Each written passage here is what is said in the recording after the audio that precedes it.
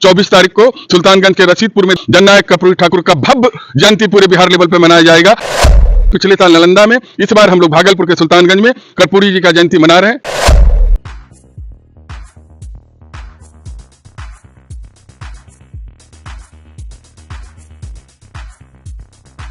नमस्कार, मैं हूं पवन कुमार चौधरी। आप देख रहे हैं स्टार ब्लू न्यूज। चैनल पर पहली बार आए तो चैनल को अभी सब्सक्राइब करें, वीडियो को लाइक करें और अधिक से अधिक शेयर करें। बिहार के राजगीर में आप सबकी आवाज पार्टी यानी आशा पार्टी का जो सम्मेलन हुआ, कार्यकर्ता सम्मेलन हुआ, उसमें जो धमक नजर आई, उसको लेकर आशा पार्टी में कितना उत्साह है, बातचीत के लिए हमारे साथ मौजूद है पार्टी के प्रदेश अध्यक्ष प्रीतम सिंह पटेल जी।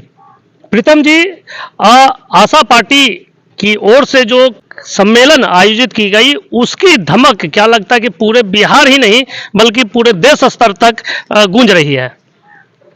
देखिए, सबसे पहले आपको और आपके चैनल के दर्शकों को शुभकामनाएं देते हैं, नववर्ष की शुभकामनाएं देते हैं।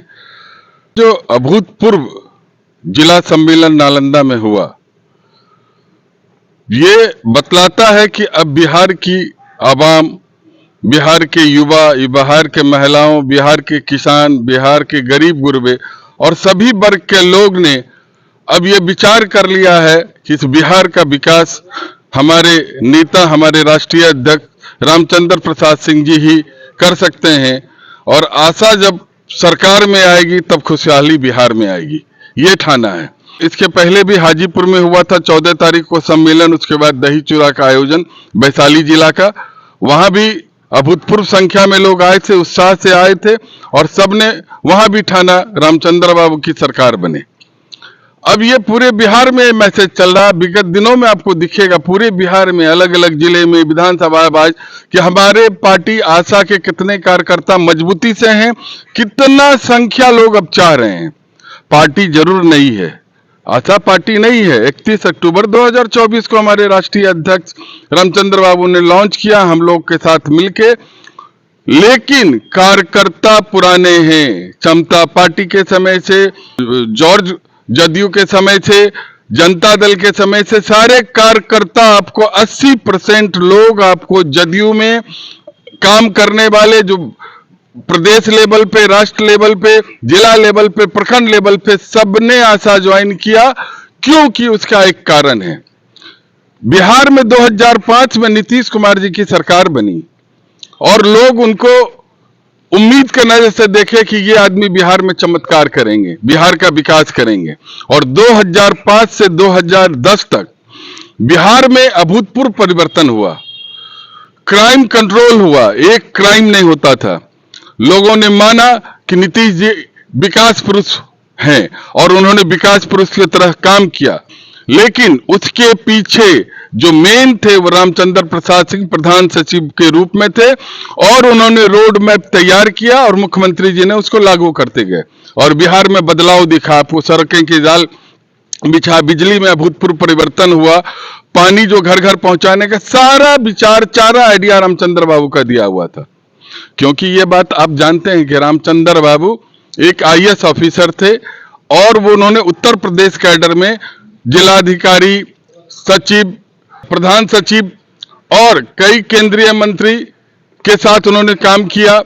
कई मंत्रालय उन्होंने जो प्रधान सचिव संभाला, मुख्यमंत्री जी के प्रधान सचिव रहते हुए उन्होंने 5 साल जो काम किया, वो काम आज भी लोग याद करते हैं। आप बिहार के लोगों से पूछ लीजिए कि 2010 के बाद क्या काम हुआ।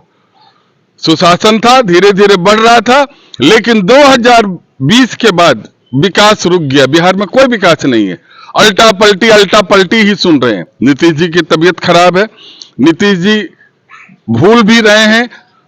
नीतीश जी के साथ साथ उस पार्टी पे 4 लोगों का अवैध कब्जा हुआ और जब लगा कि अब बिहार का विकास रुक गया, वो 4 लोग सिर्फ अपने स्वार्थ में लगे हैं। कभी कोई बोलेंगे बीजेपी के साथ जाओ, कभी बोलेंगे आरजेडी के साथ जाओ, कभी कोई बोलेंगे वहां विलय कर जाए। वो लड़ाई जो चल रही है उससे वो पार्टी कमजोर हो रही है।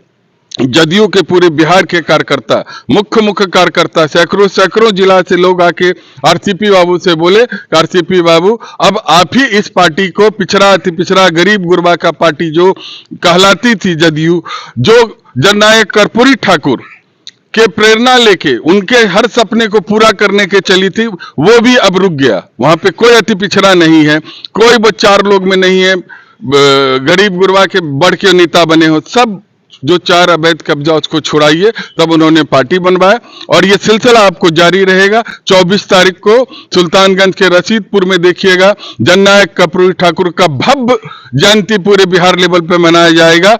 और चूंकि ग्रामीण प्रवेश से कर्पूरी जी थे, इसलिए हम लोग हर साल, पिछले साल नालंदा में, इस बार हम लोग भागलपुर के सुल्तानगंज में कर्पूरी जी का जयंती मना रहे हैं। ये आपको देखने को मिलेगा। ये जो सम्मेलन जो जोरदार ढंग से राजगीर की धरती को चुना गया, यानी कि नालंदा जिला को चुना गया, इसके पीछे की क्या वजह है? क्या लगता है कि मुख्यमंत्री नीतीश कुमार के गृह जिला में ही आरसीपी बाबू, जो कि नीतीश जी के विकास पुरुष के पीछे के मुख्य सूत्रधार थे, नीतीश जी को पूरी चुनौती देने के लिए ही राजगीर का ये चयन किया गया? देखिए, हमारे नेता रामचंद्र बाबू, न हमारे पार्टी के कोई नेता या कार्यकर्ता नीतीश जी को चुनौती नहीं देना चाहते।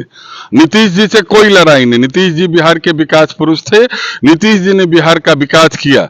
लेकिन जब उनको बुजुर्ग हो गए, जो एज हो गया, जब भूलने की बीमारी हो गई, अब वो कोई डिसीजन नहीं ले सकते। तो आप लोग मीडिया वाले दिखा ही रहे हैं, कब कहाँ क्या बोल देते हैं। क्या आप बताइए कि बिहार में 2005 के पहले औरतें कपड़ा नहीं पहनती थी?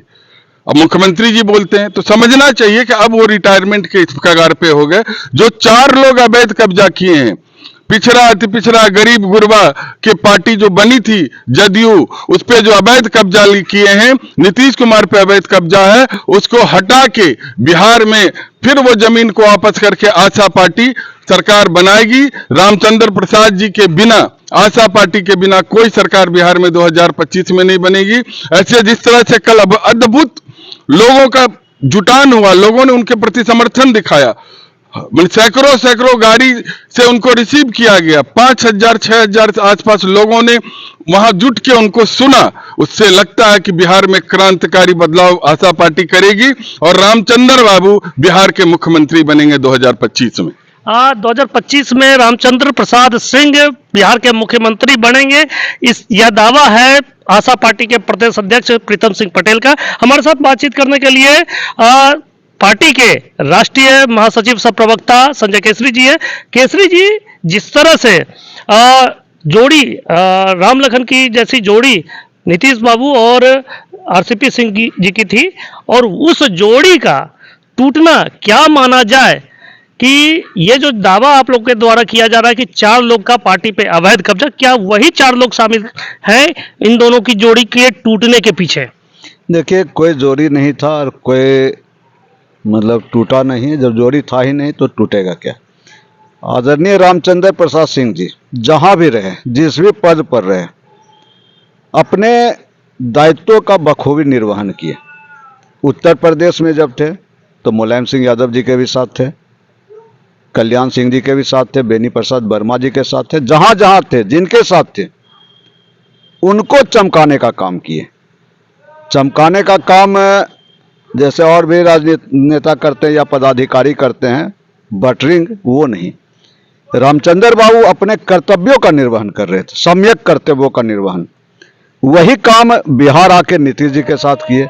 यही कारण रहा कि नीतीश जी का जो 2005 से 2010 तक का कार्यकाल था, जहां जिसके सूत्रधार श्रद्धेय रामचंद्र प्रसाद सिंह जी थे, आरसीपी सिंह जी के नाम से ज्यादा वो फेमस है, तो नीतीश जी के सुशासन बाबू की छवि के पीछे आरसीपी सिंह जी का बहुत बड़ा हाथ था। जब नीतीश कुमार अवैध कब्जे में चले गए, वो बोलता है ना 4 लोगों का कौन चौकड़ी होता है, हम तो नहीं बोलेंगे इसलिए कि, तो वो चौकड़ी जैसे बना, नीतीश जी जैसे उस चौकड़ी के अंदर घिर गए। गांव देहात में कहावत है ना कि 4 लोग लाद के कहाँ भेज देता है, शमशान। तो शमशान नहीं, बियाबान कहिए, चूंकि राजनीति है। और हम सब आशा पार्टी के सभी कार्यकर्ता चाहते हैं, प्रभु से प्रार्थना करते हैं कि नीतीश बाबू स्वस्थ और दीर्घायु जीवन जिए। हम सब चाहते हैं, लेकिन जो सच्चाई वो तो मानना पड़ेगा। आज नीतीश जी के मानसिक अवस्था का फायदा उठाकर ये 4 लोगों की लॉबी नीतीश जी को बहुत बेइज्जत कर रही है। चिराग जी के यहाँ कार्यक्रम था 11 बजे, 10 बजे ले जाया गया कि नीतीश जी का बेइज्जती हो। पूरे बिहार में चर्चा हुई कि नीतीश जी सठिया गए, सुरमा भोपाली हो गए हैं। तो ये साजिशन किया जा रहा है। रामचंद्र बाबू के रहते ये संभव नहीं था।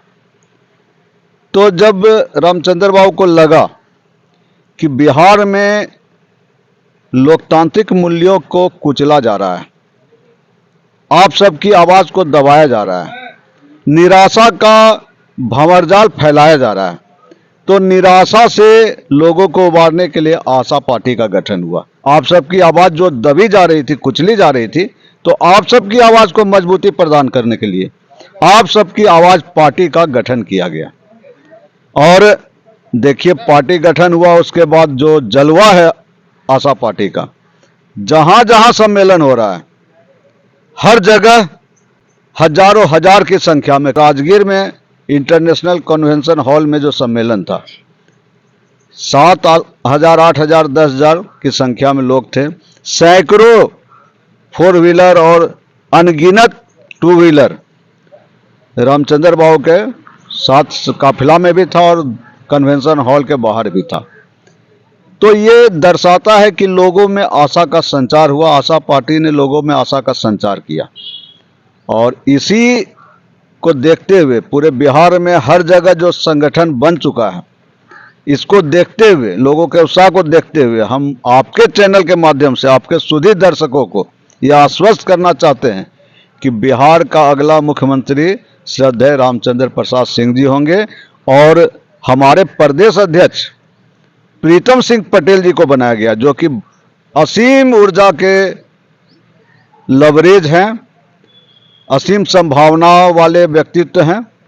ऊर्जावान नौजवान प्रीतम सिंह पटेल जी को बिहार का अध्यक्ष, बिहार का बागडोर देके आरसीपी बाबू ने मुंगेर सहित पूरे पूर्वांचल को उपकृत करने का जो काम किया है, तो पूरे पूर्वांचल में सभी विधानसभा सीटों पर पूर्वांचल की जनता आशा पार्टी के प्रत्याशियों को विजयी बनाएगी।